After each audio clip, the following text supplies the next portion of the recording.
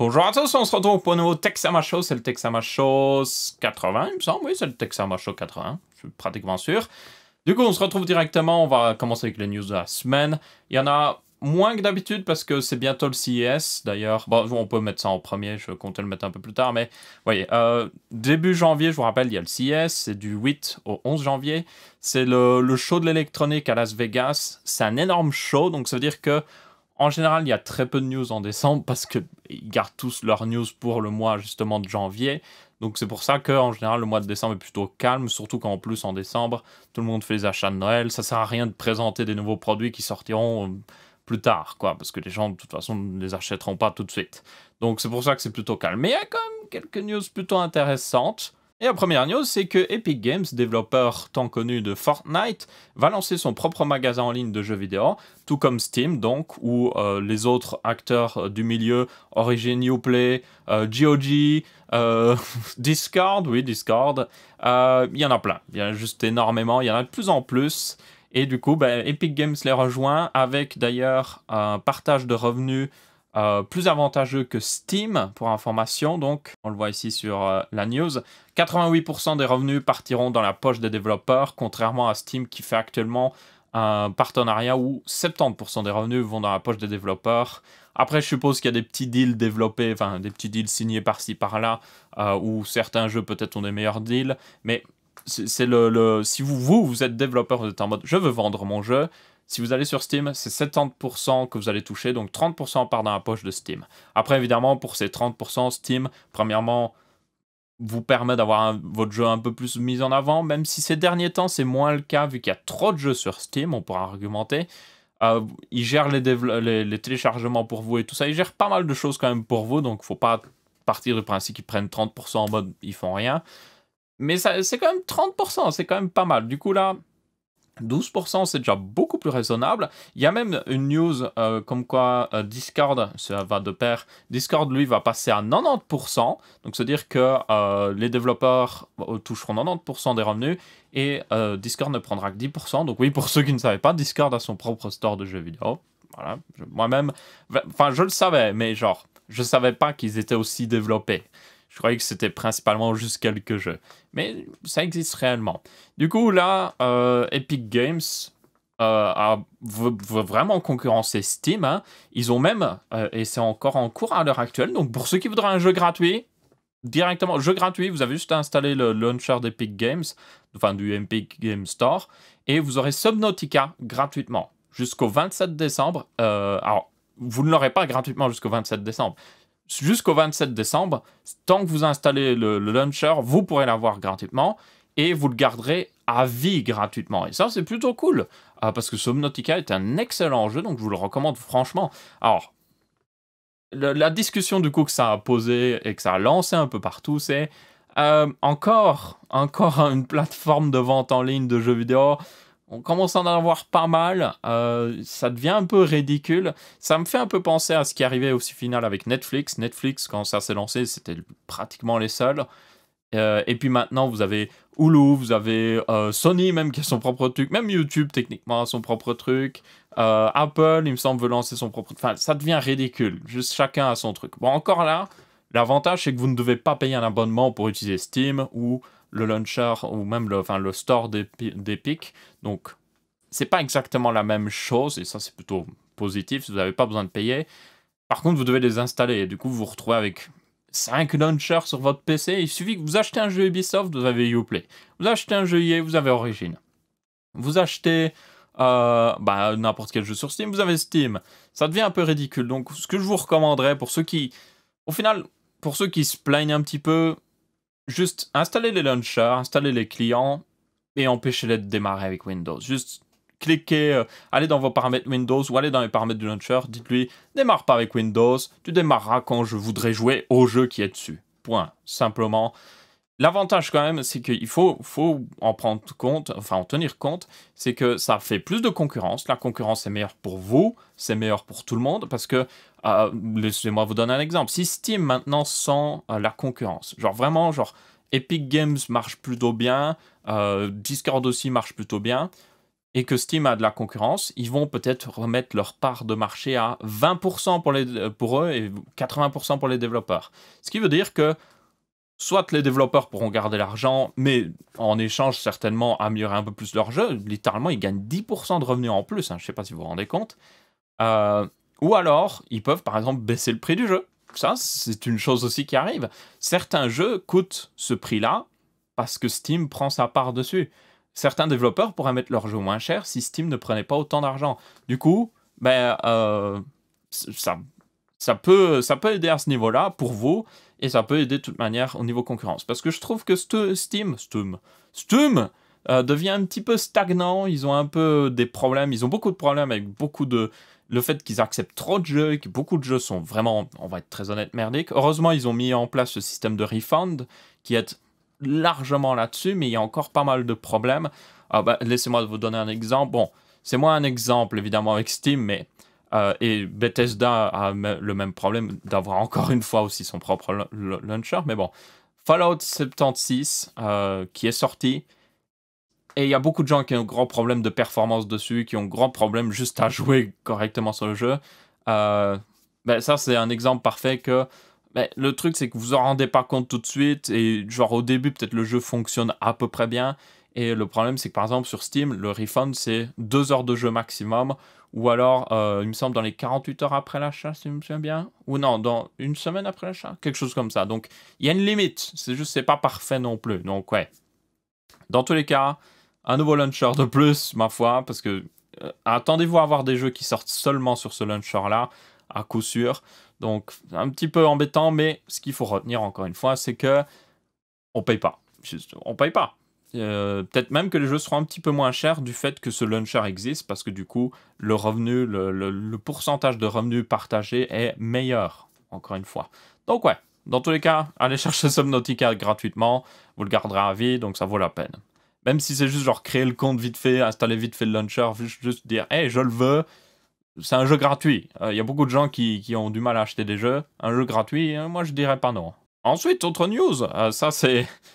énormément de rumeurs par rapport au Galaxy S10, qui sera certainement d'ailleurs annoncé à début d'un peut-être même un petit peu des infos aussi CES, peut-être avec un peu de chance. En général, pas toujours. Hein. Les présentations des Galaxy, c'est toujours en février, si je me souviens bien. Ouais, c'est quelque chose comme ça. Et c'est une présentation spéciale Samsung, mais bon, peut-être qu'on verra. Peut-être qu'ils feront des petites présentations en arrière-plan pendant le CES, et puis il y a des trucs qui vont fuiter. On ne sait pas. Alors pourquoi j'en parle encore une fois? Enfin, je sais que tout le monde n'est pas intéressé niveau smartphone, mais Samsung est clairement l'un des plus gros constructeurs de smartphones à l'heure actuelle. Le milieu des smartphones est de plus en plus développé. Je pense d'ailleurs, selon moi, que d'ici 20 ans, beaucoup de gens n'auront même plus forcément des PC, mais auront juste un smartphone ou quelque chose d'intelligent comme un smartphone qui fait aussi smartphone, parce que c'est vers là où on va. Évidemment, pas tout le monde. Hein. Il y en a qui ont toujours besoin d'un PC, il y en a qui ont toujours besoin d'un ordinateur portable. Chacun a ses préférences, mais on va vers un milieu où il y aura plus de smartphones comme ça. Donc c'est selon moi important d'en parler, parce que c'est un élément très important de la technologie. Pour le Galaxy S10, ce qui est juste, ce que je voulais principalement parler dans cette news, c'est que c'est à peu près confirmé ce design-là que vous avez vu, donc avec les 4 caméras à l'arrière. Alors ça, ce serait le plus, pour information. Vous auriez le non plus, qui lui aurait une coupure de caméra. Il ne le montre pas ici, mais qui aurait, au lieu d'avoir 2 caméras à l'avant, vous n'auriez qu'une, donc la coupure serait plus petite. Et il n'aurait que 3 caméras, je crois, à l'arrière, qui est déjà pas mal. On peut voir aussi qu'il n'y a pas de lecteur d'empreinte, donc ça confirme le lecteur d'empreinte sous l'écran. Et c'est ça à peu près, je dis bien à peu près entre guillemets sûr que ce sera un design similaire à ça. Il y a toutefois d'autres leaks qui ont un peu paru sur le web, où ils montraient d'autres façons, enfin des protections d'écran par exemple, qui sortaient et qui montraient que peut-être la coupure dans l'écran serait plus petite. C'est pour ça que éventuellement ce serait plus le Galaxy S10 normal qui serait comme ça, et le Galaxy S10 Plus lui aurait les 2 caméras. Évidemment, l'internet est très partagé sur le fait de couper l'écran comme ça. Je suis aussi très partagé. Je pense que c'est mieux qu'une notch, mais c'est pas encore parfait. C'est clairement pas parfait. Et en plus, à l'avant, je suis en mode, mais est-ce qu'on a vraiment besoin de 2 caméras à l'avant? Et c'est dommage aussi pour ceux qui voudraient la version plus, mais qui s'en fichent des 2 caméras à l'avant. Ils vont se choper 2 caméras à l'avant qui servent à rien pour eux. Ou en tout cas, ils auraient pu en avoir une seule qui leur suffit amplement. Et maintenant, ils s'en chopent 2 avec un plus gros trou dans l'écran. Donc là, c'est un petit peu embêtant. Je pense que je suis assez partagé. Évidemment, la solution idéale, ce serait d'avoir rien. Je pense que OnePlus fait les choses pas mal avec leur teardrop. Donc c'est juste une toute petite goutte. On croirait qu'il y a une goutte qui commence à tomber du dessus de l'écran avec juste une caméra. Je pense que c'est la meilleure façon de le faire à l'heure actuelle. Mais cette façon-là aussi est raisonnable. Parce que l'avantage, c'est que si c'était une notch, ce serait dégueulasse. Parce que du coup, ça casserait l'écran. Là, le fait qu'on voit quand même l'écran venir autour, le fait que ce soit pas symétrique me dérange moins. Surtout que si les fonds d'écran, si l'interface est en accord avec, parce que votre téléphone, vous l'utilisez allumé évidemment, vous l'utilisez pas juste avec un fond d'écran et rien dessus. Hein. Du coup, ça pourrait moins poser problème. Aussi, en mode vidéo, je pense que c'est moins grave d'avoir un truc en haut à gauche dans la vidéo, parce que regardez ma vidéo actuellement. Qu'est-ce qu'il y a en haut à gauche? Rien.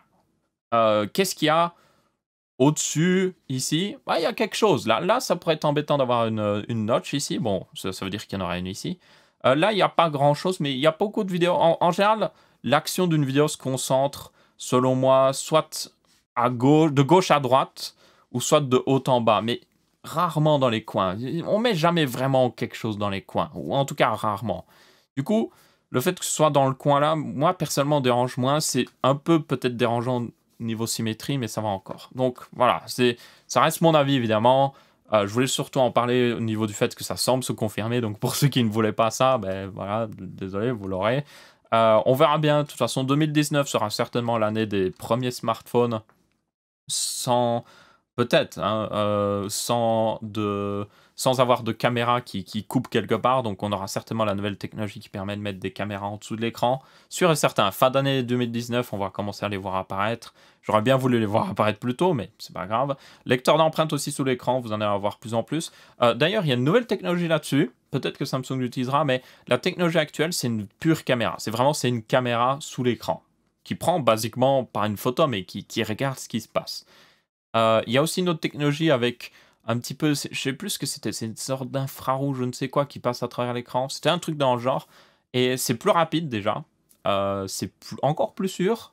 Et apparemment, ça pourrait être ce qui va être le plus utilisé d'ici 2019. Donc peut-être pour aussi Samsung. On verra bien. Dans tous les cas, c'est à peu près tout sur cette news-là. On en verra plus tard. De toute façon, comme j'ai dit, avant le CES, on n'aura pas plus d'informations quoi qu'il arrive. Donc, oui, plus d'informations soit au CES, soit au MWSC 2019. C'est un salon des smartphones qui se passe, enfin des smartphones et tout ce qui est mobile qui se passe à Barcelone pour information. Et ça se passe, je ne sais plus, il me semble que c'est février, voilà. One day before, donc c'est fin février. On verra bien, dans tous les cas. Ensuite, une petite news que j'ai trouvé assez intéressante sur Ars Technica. Si vous ne savez pas, encore une fois, je le répète, mais Ars Technica, c'est un peu le site d'actualité principal que je lis. J'aime assez bien leur article. J'aime beaucoup aussi AnonTech, mais c'est plus pour leur review très, très précise AnonTech. Vous avez aussi Cocottland, qui est un site FR que j'aime beaucoup. De temps en temps, je regarde des news sur Tech Power Up parce qu'ils ont des benchmarks, selon moi, qui sont pas mal pour certains produits. Et vous avez aussi... je regarde certains sites un peu plus mainstream, on va dire. Mais ce que j'aime bien avec ces sites-là, c'est qu'ils sont plus respectueux. C'est des journalistes qui vont un petit peu plus loin et qui regardent un petit peu plus loin. Et c'est ça que j'aime bien. Là, c'était un article sur le fait que, au final, l'écrivain de cet article précisait qu'au final, son enfant continue de jouer à Minecraft. Et finalement, Fortnite ne semble pas... Ok, Fortnite est hyper populaire en ce moment, mais Minecraft continue d'exister, genre, vraiment bien, en fait. Au point même que, pour information, en 2018, le jeu le plus regardé sur YouTube, devinez, Fortnite? Non, Minecraft. 2017, Minecraft. 2016, Minecraft. 2015, Minecraft. Ouais, ça devient un peu ridicule, mais c'est la réalité. Alors, faut tenir compte par contre d'une chose, c'est que YouTube, c'est pas juste genre les gens qui parlent anglais ou les gens qui parlent français. Il y a des gens qui parlent espagnol, allemand, suédois, japonais, chinois, bon, chinois un petit peu moins parce que YouTube, vietnamien, il y a énormément de communautés sur YouTube qu'on ne remarque pas parce qu'on ne parle pas la même langue et que du coup vous avez beau rechercher ce que vous voulez dans la barre de recherche, évidemment si vous ne le tapez pas dans la même langue, vous ne les verrez jamais apparaître. YouTube arrive à bien compartimenter les différentes langues. Donc on ne le voit pas trop, mais il y a d'autres langues qui sont très très présentes sur YouTube. Surtout portugais et espagnol, avec le Brésil notamment, qui parle portugais évidemment. Il y a énormément de gens sur YouTube. Et eux, ils sont encore à fond sur Minecraft, ce qui fait que Minecraft est encore très populaire. Mais il précisait quand même, j'avais déjà été, je vous rappelle, courant de l'année, j'avais été au Minecraft Creator Summit, qui est un événement où ils invitent les créateurs Minecraft. Je suis youtubeur Minecraft, pour ceux qui ne suivraient pas ma chaîne principale. Et il précisait que quand même, dans toutes ces vues-là, pas toutes, mais une partie très raisonnable, genre, il me semble que c'était la moitié, était toujours de vidéos en anglais. Donc, c'est-à-dire la personne parle en anglais. Donc, c'est quand même pas rien. C'est quand même pas rien. Surtout qu'à cette époque, au moment où j'ai été, c'était début de l'année 2018, Fortnite était déjà en train d'exploser. C'est-à-dire que même Fortnite, à cette époque-là, n'arrivait pas à prendre plus que ça par rapport à Minecraft. C'est ce qui est assez étonnant. Donc ouais, Minecraft est clairement en vie. Peut-être moins dans certaines communautés. Je vois dans la communauté FR, c'est un petit peu moins. Mais ils sont clairement en vie. Et surtout, le truc, c'est que maintenant, Minecraft a réussi à vraiment percer dans le mainstream. Comme l'a fait par le passé beaucoup d'autres choses. Et c'est juste, c'est inarrêtable. Quand même les parents commencent à savoir ce que c'est Minecraft, c'est juste, vous ne pouvez plus l'arrêter en fait. Parce que ça va continuer d'exister, ça va continuer de... Plus de gens vont continuer de l'acheter, tout ça. Et c'est inarrêtable en fait, c'est vraiment inarrêtable. Donc, je trouvais cette news assez intéressante. Bon, c'est en anglais évidemment, mais c'est le dialogue, ça résume le dialogue entre lui et justement son enfant, et c'était plutôt intéressant de voir qu'au final, oui, Minecraft est encore énorme. Et surtout, ce qui est énorme, c'est tous les produits dérivés. Je pense que Microsoft, ils ont payé 2 milliards pour information, 2 milliards et demi, je crois, de dollars pour Minecraft. Je pense qu'ils l'ont pratiquement rentabilisé à l'heure actuelle, ou en tout cas, l'impact que ça a sur notre société, sur le futur même de notre société, c'est rentabilisé à coup sûr. Juste sûr et certain que c'est rentabilisé pour eux et ça va continuer d'être rentable pour eux. C'est un peu, ça me fait un peu penser à... Il y a des achats historiques comme ça que des compagnies ont fait qui étaient juste hyper intelligents comme achat. J'arrive plus à m'en souvenir vraiment par le passé, mais vous avez des sociétés à des moments qui ont juste acheté la bonne société, qui ont fait juste un très bon placement d'argent. Et beaucoup de gens étaient en mode waouh, 2 milliards et demi pour Minecraft, ils sont ridicules, ils vont jamais récupérer leur argent. Je pense qu'il y en a qui rigolent moins maintenant, genre beaucoup moins. Toutefois, et c'est une autre news, je voulais parler un petit peu d'un concurrent de Minecraft qui est en train un petit peu d'apparaître. Alors, je tiens à le préciser, personnellement je suis plutôt intéressé par le jeu quoi qu'il arrive, mais il ne va pas détrôner Minecraft. Comme j'ai dit, il faut arriver à vraiment percer dans le mainstream, parce qu'il faut que les parents savent même ce que c'est Minecraft. Vous voyez, quand des parents d'enfants savent ce que c'est Minecraft, vous savez qu'un jeu est vraiment populaire.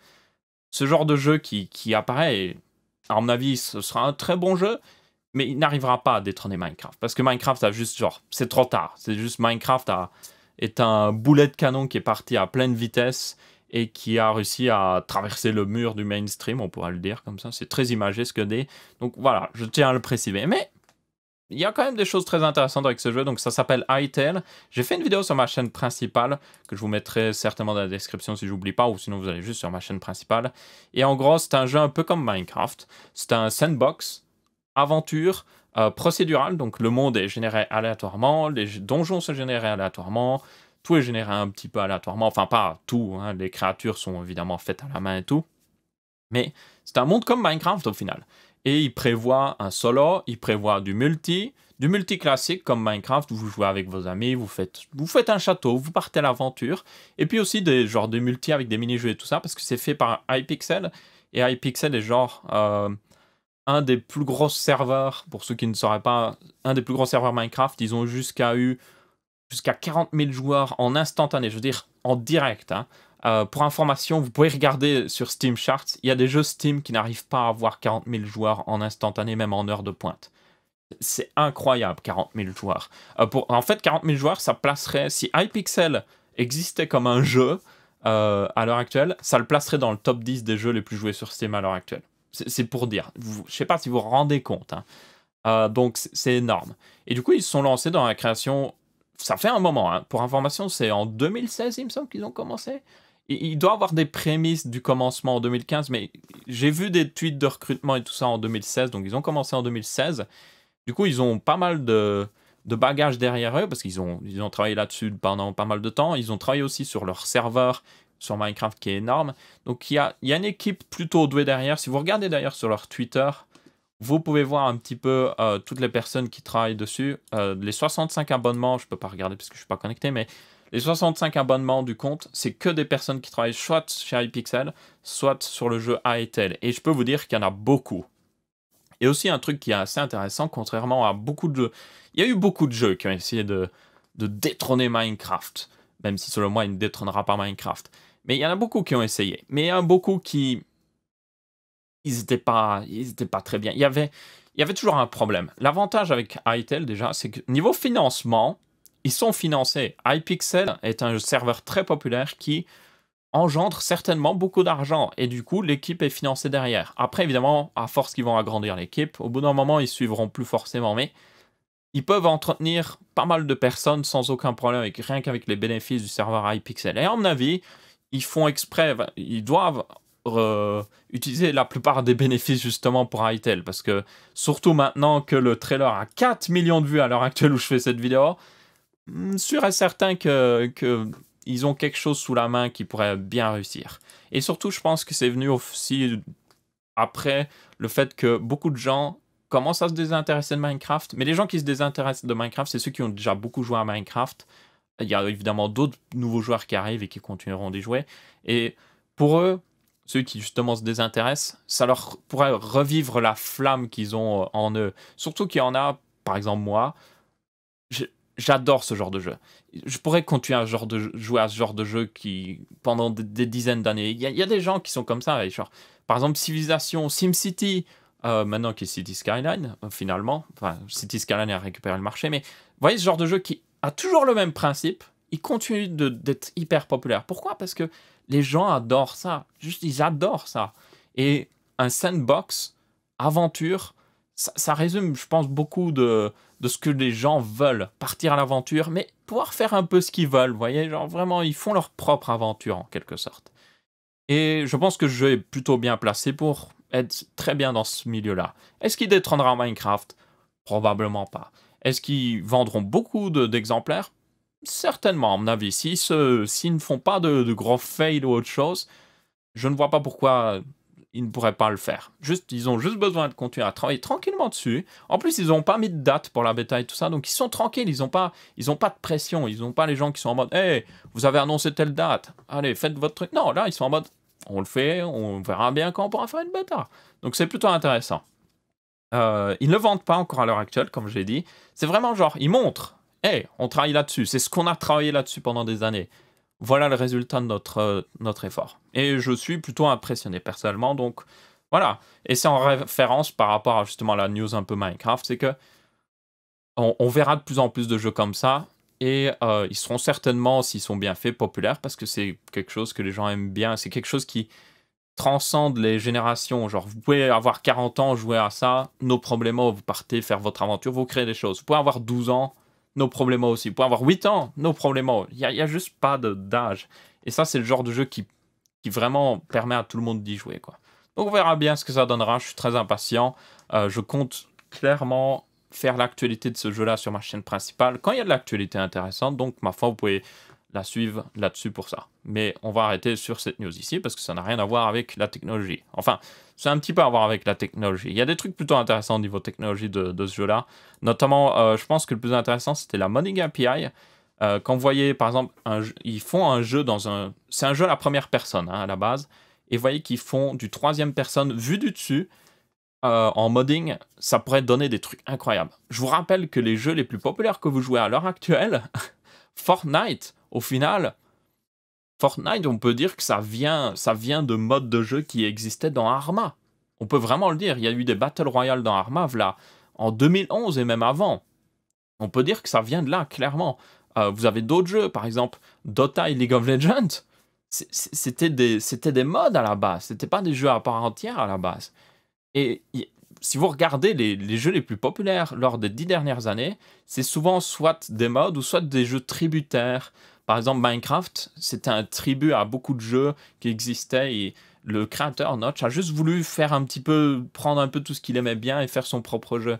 Et du coup, ben, ça, cet outil de modding pourrait certainement donner naissance à des jeux qui, aussi bien, il y a un jeu qui va être créé dans ce jeu-là, même si Hytale n'est pas le plus populaire au monde, il y a un jeu qui va être aussi bien créé dedans, qui va être plus populaire que peut-être beaucoup de jeux qui sont sortis sur PC. Et ça, c'est plutôt intéressant.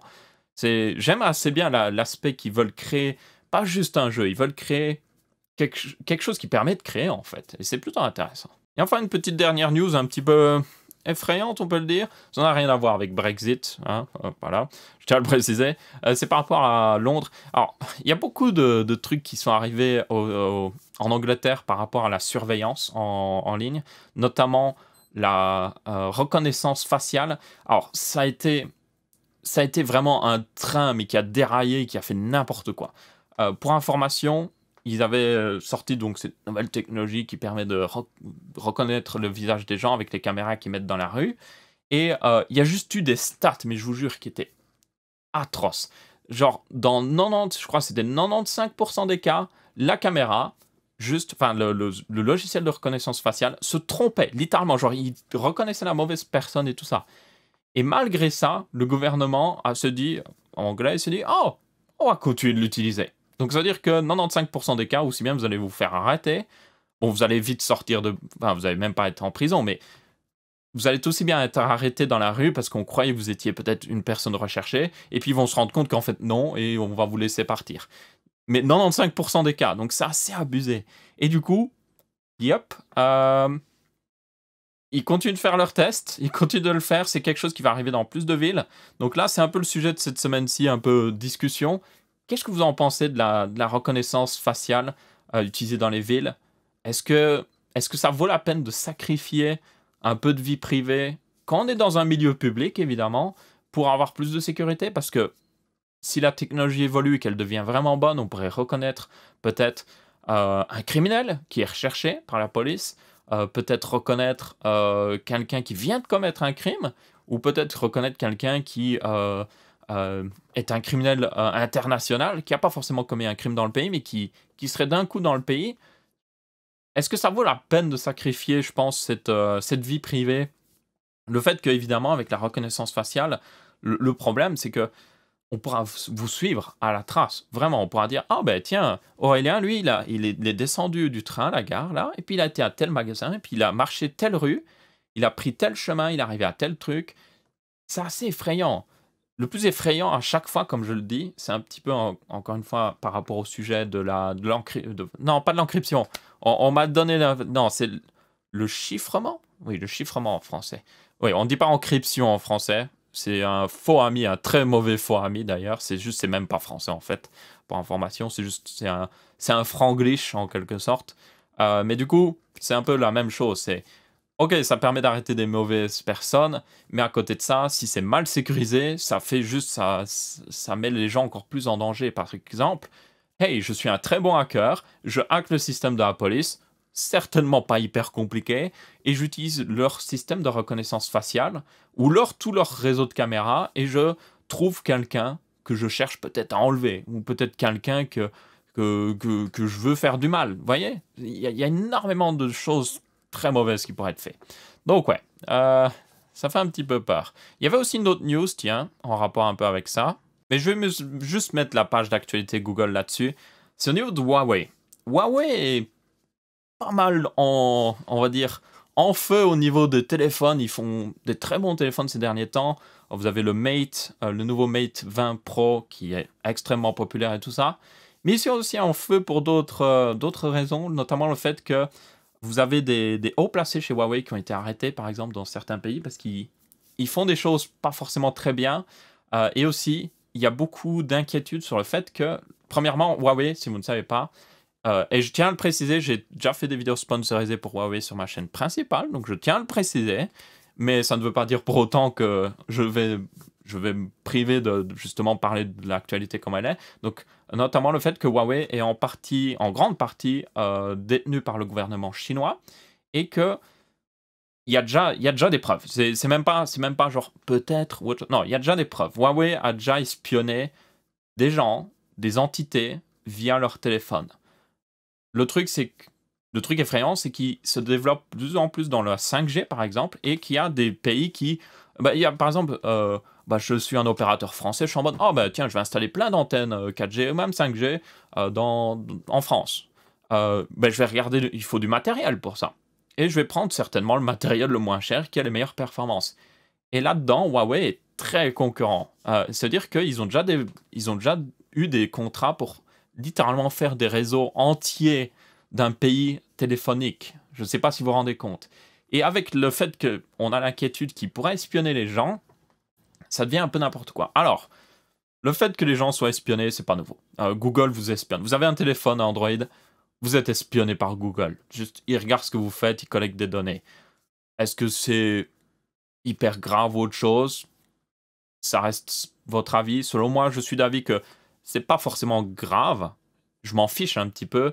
C'est plus par principe. Vous voyez, c'est par principe que j'ai le droit à la vie privée. Point. Comme ça, c'est tout. J'ai acheté ce téléphone, il m'appartient. Pourquoi ce téléphone m'espionne? Vous voyez, c'est par principe, selon moi. Dans le cas de Huawei, le problème un petit peu, c'est pas un problème pour les gens normaux. Si vous êtes monsieur tout le monde qui va juste travailler, tout ça, Huawei s'en fiche littéralement de vous espionner. Juste pour des raisons publicitaires à la limite, mais voilà. Par contre, un exemple que je vous donne. Si vous travaillez dans une entreprise qui développe, je sais pas moi, des technologies pour les téléphones et que vous avez une nouvelle technologie révolutionnaire que seule votre compagnie a, qu'est-ce qui se passe si Huawei arrive à vous espionner et se rendre compte de ça? Peut-être qu'ils ont un système automatique qui, avec des keywords, ils essayent de détecter qui travaille par exemple, chez Samsung, chez Apple, et puis dès qu'ils ont trouvé ces employés, ils les surveillent en particulier encore plus. Ils regardent par exemple, peut-être littéralement peut-être tous leurs emails ou autre chose. On n'en sait rien. Ah bon, évidemment là, je sors mon petit chapeau en aluminium, hein, mais bon, ça pourrait mener vers ça. Et c'est quelque chose qui est un peu effrayant là-dessus. Après, quelle est la solution? Moi, je dirais, selon moi, si vous travaillez dans un milieu où le fait que vous pourriez être espionné est problématique, je vous dirais en général de ne pas acheter beaucoup de téléphones de beaucoup de constructeurs. Limite, ça me fait mal au cœur de dire ça, mais limite, le plus sécurisé à l'heure actuelle, c'est Apple. Vraiment, genre, c'est Apple a le moins de problèmes là-dessus. Ils ont les téléphones les plus verrouillés, même s'il y a encore des failles à certains trucs, mais ils ont les téléphones les plus verrouillés. Donc, limite, oui, Apple serait la meilleure solution pour vous. Ou alors, vous avez carrément des téléphones faits par des constructeurs spécifiques qui sont vraiment faits pour la sécurité. Mais encore une fois, il suffit qu'il y ait une faille qui apparaisse et ces téléphones ne seraient même plus vraiment sécurisés. Donc voilà, je tiens à le préciser. Mais bon, si vous êtes dans ce genre de milieu, je dirais faire un peu plus attention, pas forcément acheter n'importe quoi. Si vous êtes monsieur tout le monde, ça ne vous concerne pas vraiment. Vous pourriez être concerné par le fait qu'il vous espionne quoi qu'il arrive, évidemment. Vous pourriez être concerné par le fait que votre pays peut-être utilise du matériel Huawei pour développer son réseau téléphonique. Ça, c'est un gros problème selon moi. Je serais plus d'avis d'utiliser des marques locales, tout simplement. Je serais plus tenté d'avoir une entreprise européenne qui s'occupe de justement faire ce genre de choses. Et il doit en avoir. Il doit forcément en avoir. Au niveau européen, on n'a pas forcément beaucoup, en tout cas, on n'a plus forcément beaucoup d'entreprises orientées technologie, mais on doit en avoir une qui fait au moins un petit peu de network et de 5G, de 4G ou autre chose. Donc, ce serait bien qu'on privilégie plutôt ce genre de boîte plutôt qu'une boîte étrangère qui pourrait poser problème plus tard. Et voilà. Dans tous les cas, il y a de plus en plus de débats là-dessus, il y a de plus en plus de trucs qui sont révélés un petit peu sur Huawei, il y a des gens qui s'inquiètent qu'ils sont un peu trop en train de dominer le marché, ils sont 3e mondial à l'heure actuelle, hein, au niveau des ventes. Non, 2e mondial, il me semble. Ouais. Samsung est premier, et il me semble qu'Apple s'est fait détrôner, oui, par Huawei. En tout cas, ils sont très bien placés, ils vendent énormément de téléphones, et ils font des tellement bons téléphones qu'au final, vous êtes en mode... ça devient dangereux, en fait. Donc ouais, dans tous les cas... Je voulais en parler parce que c'est quelque chose qui monte de plus en plus là-dessus. Il y a de plus en plus d'informations, de news là-dessus. Il y a de plus en plus d'articles là-dessus. Et je pense que c'est un sujet assez intéressant. Donc, on peut en débattre justement. qu'est-ce qu'on fait à propos de ça? Qu'est-ce qu'on fait?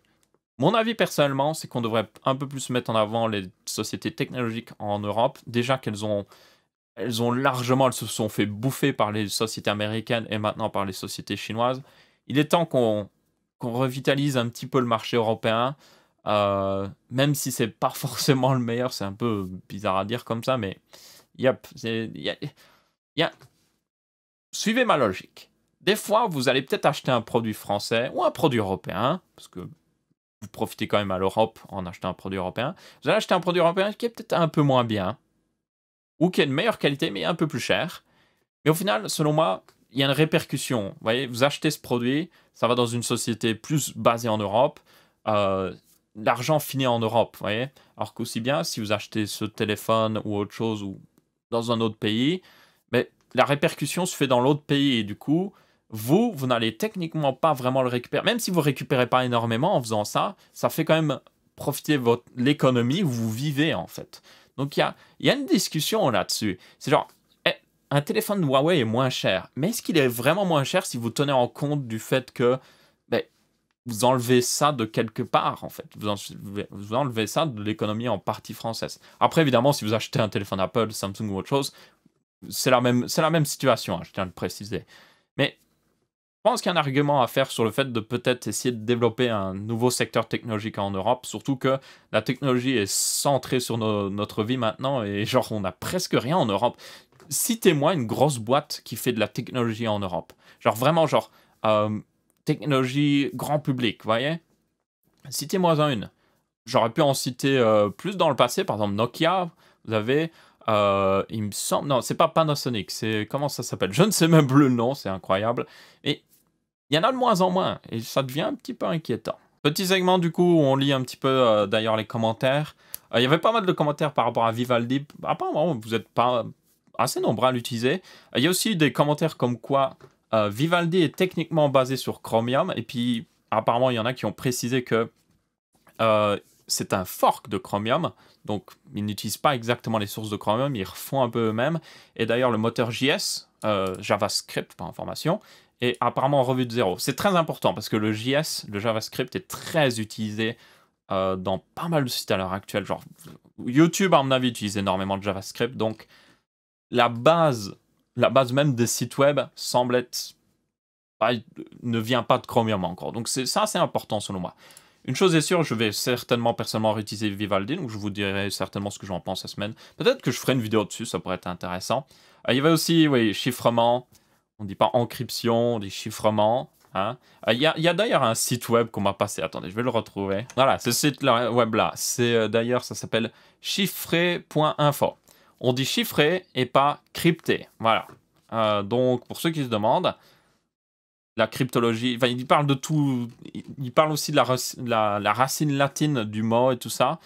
En fait, crypté, vous pouvez utiliser le mot crypté, mais c'est juste genre, c'est pas une utilisation correcte, quoi. C'est plutôt intéressant comme site web, si vous voulez voir. Donc, dans tous les cas, chiffrement, chiffré, pas crypté, pas encryptement. Voilà. Vous voyez là, chiffrement, chiffré, cryptographie, cryptologie, ça existe, mais c'est pas la même chose. Déchiffrer, décrypter, mais décrypter c'est pour autre chose, pour information. Donc déchiffrer ce serait plus par rapport à l'informatique. On chiffre les données, c'est-à-dire qu'on fait une opération mathématique dessus pour les rendre obscurs à la lecture humaine. C'est-à-dire qu'un être humain ne peut pas juste lire les données comme ça. Et puis on les déchiffre pour les rendre à nouveau visibles par l'être humain, ou en tout cas par un programme, quoi qu'il arrive. Du coup, on ne dit pas aussi chiffrage. Pour information, ça se dit chiffrement, et déchiffrement, pas chiffrage, parce que ce serait un peu bizarre. Donc voilà. Vous avez ce site web. Je penserais peut-être à le mettre dans la description. Il y avait aussi, oui, nitrogène, c'est de l'azote, oui. C'est un de ces fois amis. Enfin, il y a beaucoup de fois amis en anglais comme ça, que vous êtes en mode, oh, nitrogène, ça doit être du nitrogène en français. Non, non, c'est de l'azote. Donc, ouais. Nitrogène liquide, c'est de l'azote liquide, ouais, normalement. Donc, ouais, voilà, une petite erreur de ma part. Et il y avait aussi, justement, des commentaires qui se demandaient pourquoi mais Microsoft n'utilise juste pas Chrome directement. Je suis pas tout à fait d'accord. L'avantage d'utiliser Chromium, c'est que ils ont plus la responsabilité de développer un navigateur. C'est plus facile pour eux. Ils ont juste à mettre leur interface par-dessus, mettre leur petite touche Microsoft, forcer les gens à utiliser leur compte Microsoft, et voilà.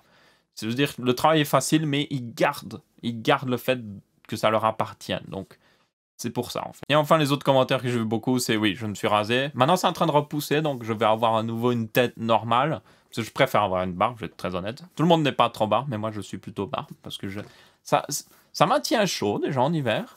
Ça fait un duvet protecteur contre le froid et la chaleur aussi, techniquement. Donc, c'est plutôt pas mal. Et aussi, bah, j'aime bien avoir la barbe. Parce que j'aime pas me raser. Parce que quand vous rasez, vous êtes piquant de partout.